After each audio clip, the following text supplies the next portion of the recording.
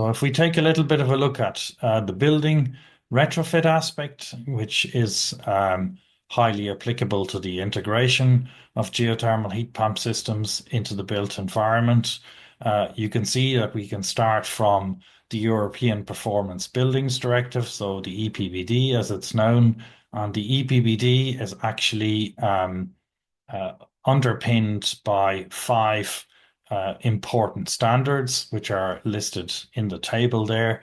And those standards are the ones that are transposed by uh, local governments, municipalities, and local authorities into different sets of local regulations in the member states. And those local regulations are legally binding, and they set out the requirements for verification, energy performance, and they also specify the competent authorities who are responsible for looking at building retrofit projects and ensuring compliance. If we look a little bit at historical buildings, the picture is a little bit different. There are lots of non-legally binding standards where, let's say, the state of the art is defined for several different topics. And you can see there are standards on just simple main general terms and definitions for cultural heritage. There are guidelines for improving energy performance in buildings and for condition surveys and so on and so forth. But the point is that these are expressing the state of the art and are not legally binding documents.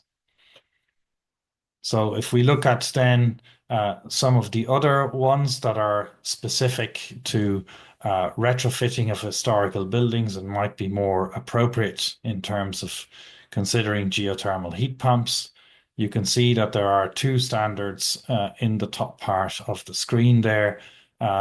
They generally define the cultural heritage elements of historical buildings.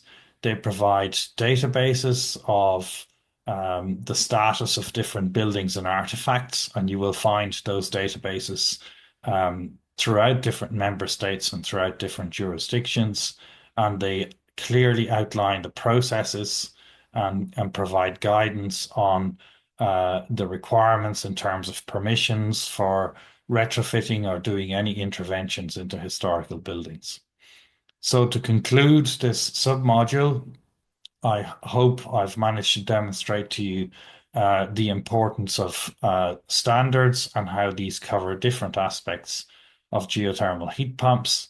Uh, Secondly, that there are state-of-the-art standards, so the EN and the ISO standards, that then get transposed into national and local regulations, which are legally binding, and those regulations define the authorities and the permitting and the requirements that have to be adhered to in the development of any geothermal system.